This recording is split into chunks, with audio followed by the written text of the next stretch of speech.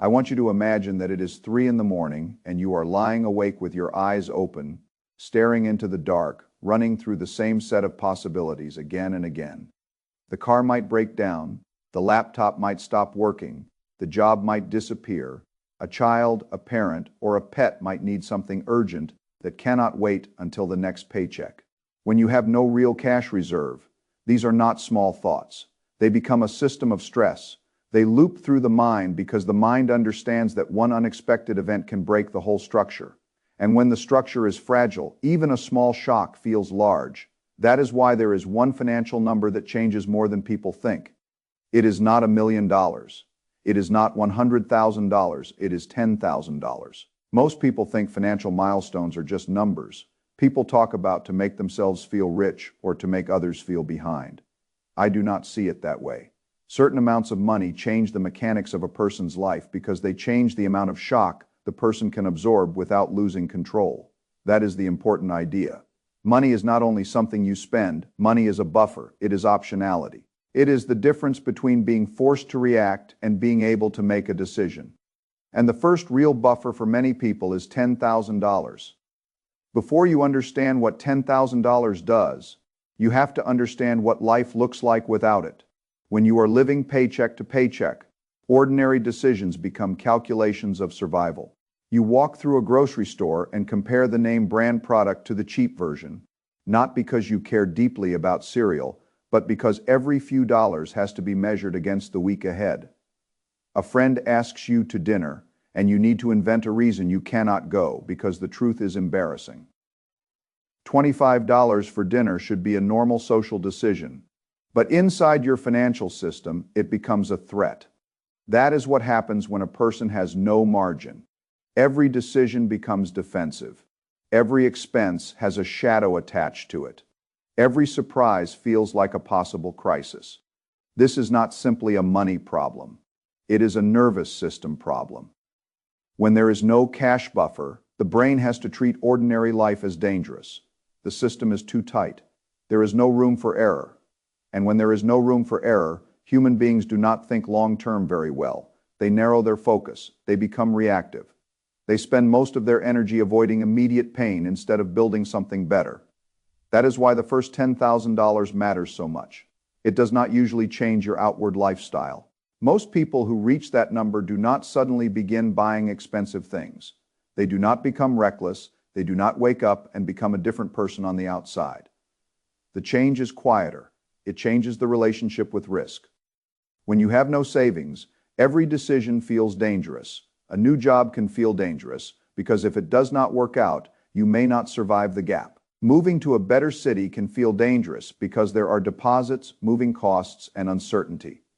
Taking a course that might improve your income can feel dangerous because the upfront cost is real and the future benefit is not guaranteed. But when you have $10,000 in the bank, those same decisions begin to look different. You are not suddenly immune to risk. You are not suddenly free to act foolishly, but you have enough of a cushion that you can think in probabilities instead of panic. That distinction matters. A person with no savings asks, what could go wrong tomorrow? A person with a real buffer can ask, what move has the best long-term expected value? Those are two very different minds. You might not quit your job tomorrow, you might not start a company immediately, but you may finally have the confidence to ask for the promotion you have avoided asking for. You may finally invest in a certification that increases your earning power. You may finally stop tolerating a bad situation simply because you are terrified of what happens if you leave. That is what a cash reserve does. It does not make you careless. It allows you to become less trapped. There is also a biological side to this that people underestimate. Financial insecurity creates stress in the body. When the mind believes the structure is unsafe, the body reacts, stress hormones rise, sleep gets worse, patience gets shorter. A person becomes more irritable, more defensive, and less capable of thinking clearly. That is why a small mechanical event such as a check engine light can feel enormous when you have no savings. If you are living paycheck to paycheck, that light on the dashboard is not a repair issue. It is a threat. You immediately begin calculating whether the repair will go on a credit card, whether you will need to borrow from family, whether the car will stop working before you can get to work, and whether missing work will make everything worse. The same light appears when you have $10,000 saved, and the situation is still unpleasant, but it is not catastrophic. You are annoyed. You are not destroyed. That shift from panic to annoyance is more important than it sounds. It frees up mental energy. It changes how you act at work. It changes how you speak to your family. It changes how you sleep. It changes how you negotiate. It changes how you plan. People often think the value of money is in what it buys. At this stage, the value is mostly in what it prevents. It prevents one unexpected expense from becoming a debt spiral. It prevents a temporary job loss from turning into desperation. It prevents a medical bill, a repair bill, or a family emergency from forcing a person to make decisions from fear. That is why I think of the first $10,000 as a financial immune system. It does not prevent every sickness. It does not solve every problem. But it allows the system to absorb common shocks without collapsing. The strange thing is that most of the benefit does not come from spending the money. It comes from knowing it is there. That is the emergency fund effect. The cash may sit unused for months or years. From the outside, it can look inactive. But inside the life of the person who owns it, it is very active. It reduces fear. It creates patience. It lets the person take advantage of opportunities instead of being consumed by emergencies. Many people who build a reserve do not end up spending it on disasters. They use the stability it creates to make better moves. They take a class, they change jobs, they start a small side business, they move to a better market, they begin studying investing because they finally have enough space in their minds to think beyond survival. This is how systems change, not all at once. First, you create a buffer, then the buffer reduces fear. Then lower fear improves decisions, then better decisions create more income, more savings, and more options. That is the loop you want to be in. There is also a confidence effect that is hard to measure but easy to see. A person who knows they have money in the bank carries themselves differently. They negotiate differently. They are more willing to walk away from a bad deal. They do not accept the first job offer simply because they are desperate. They are not as easily pushed around by a boss, a landlord, a lender, or a salesperson. That confidence does not come from arrogance. It comes from liquidity. If you have no savings, you are negotiating with a weak hand.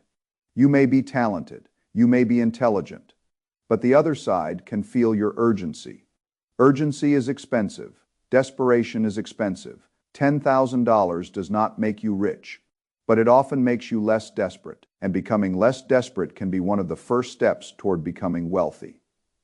Now, many people hear this and think that $10,000 is impossible. If they are saving $100 a month, the number feels too far away. But the hard part is not only the arithmetic. The hard part is identity. Most people approach saving money like a temporary punishment. They cut everything for a few months, rely on willpower, suffer through it, and then eventually snap back to the old pattern. That is not how durable wealth is built. Durable saving begins when a person starts seeing themselves as someone who keeps money. That identity shift is the foundation. Once you see yourself that way, you begin noticing different choices. You become more aware of waste. You find small leaks in your budget. You become more creative about earning extra income. You begin to think longer term. The first $1,000 may be hard because you are fighting both the numbers and the old identity. The second 1,000 is usually easier because the habit has begun. By the fifth or 6,000, the behavior is no longer only a sacrifice. It has become a system. And by the time you reach $10,000, you have not only accumulated money, you have built evidence that you are the kind of person who can build a reserve.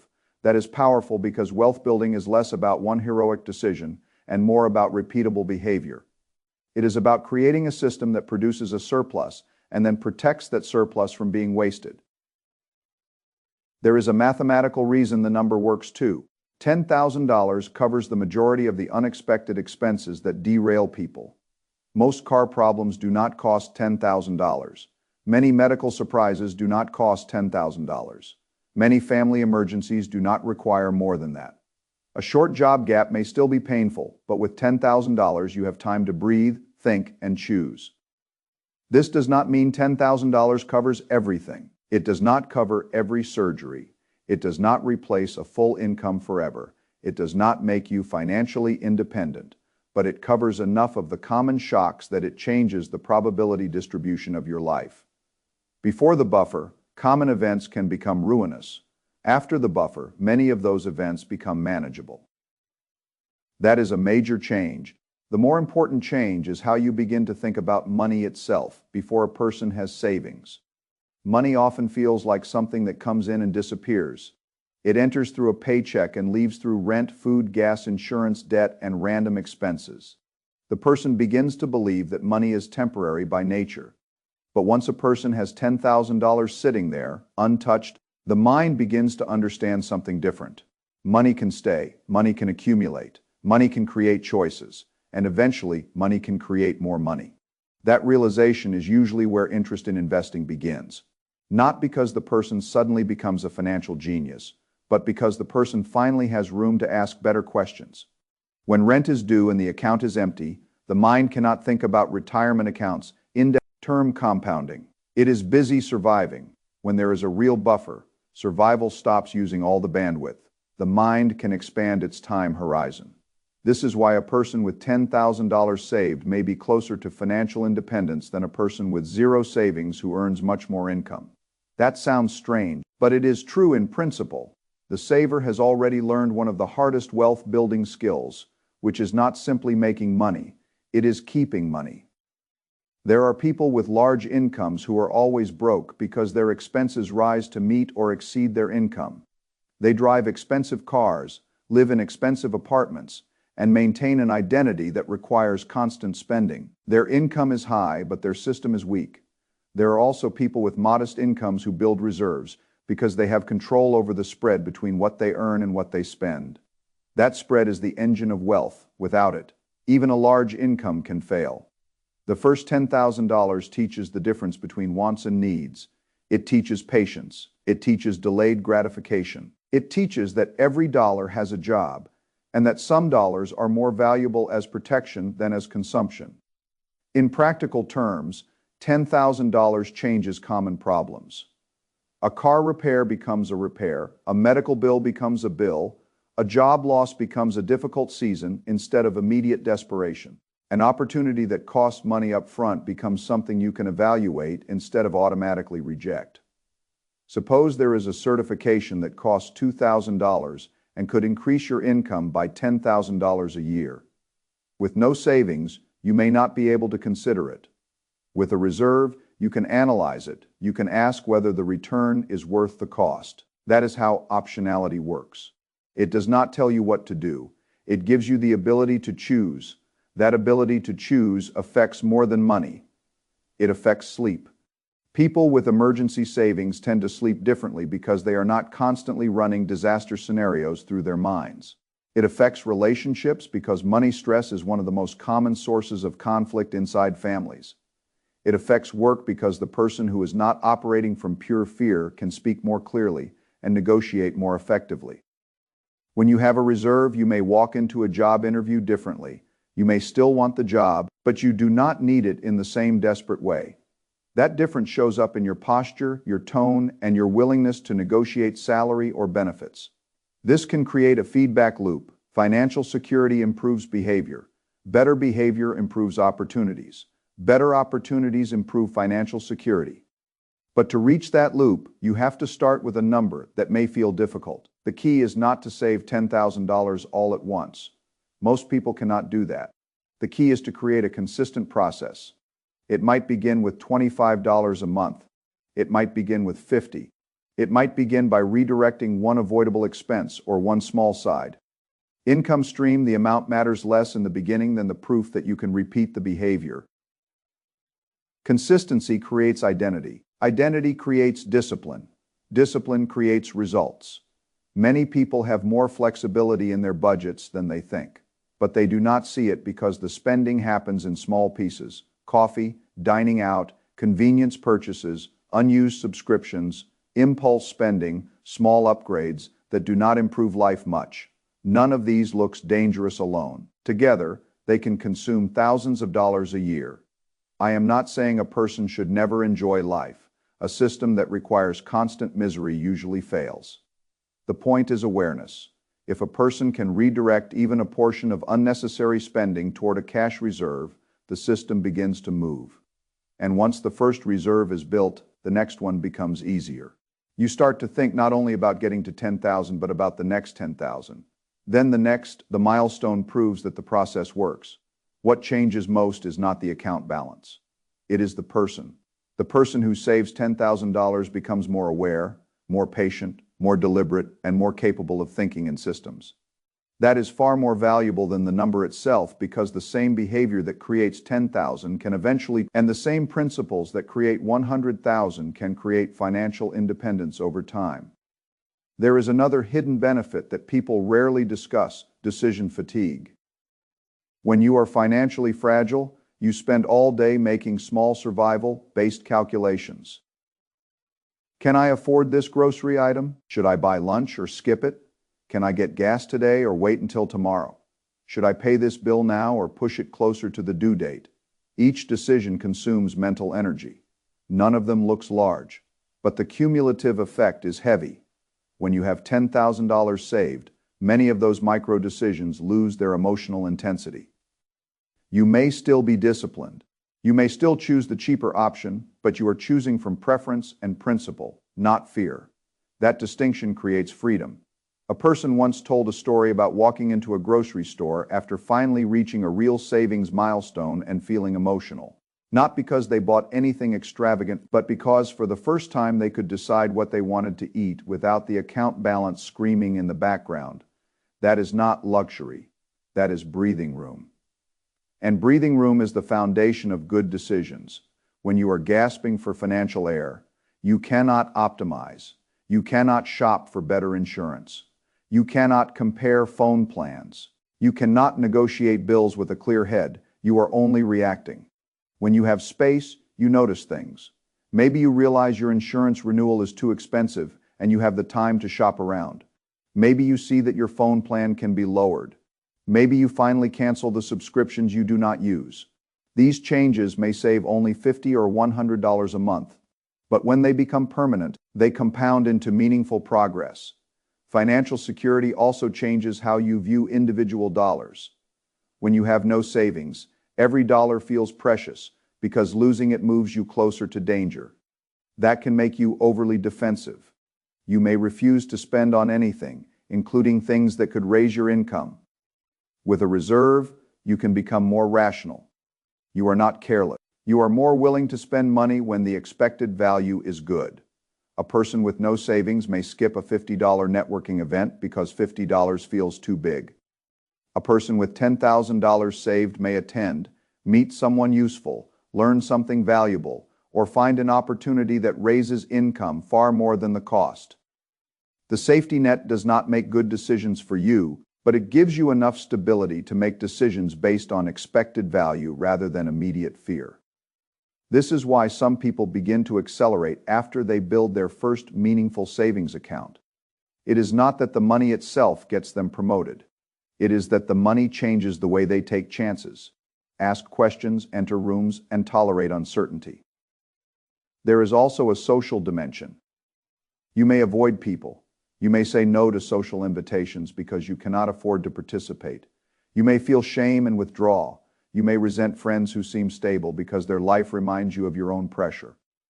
When you have a buffer, you still need discipline, but you can participate in life with less fear. You can decide when to say yes because you want to, not because you are trying to appear fine. You can say no without embarrassment because your no comes from a plan, not from panic. That changes relationships. The first $10,000 is not wealth. In the final sense, it is not independence. It is not enough to stop working. It is not enough to protect you from every bad thing. But it is often the first time a person experiences the feeling that money can be a stabilizing force rather than a constant source of anxiety. That is why I would not treat it as an arbitrary number. I would treat it as a threshold. Before the threshold, life is mostly defensive. After the threshold, life can begin to become strategic. If you are at zero, do not let the number intimidate you. The path begins smaller than you think. Save something, repeat it, protect it. Let the account become proof. Let the proof become identity. Let the identity become a system. The most valuable part of saving your first $10,000 is not that you now have $10,000. The most valuable part is that you have become the kind of person who can create a surplus, keep it protected, and use it to buy options.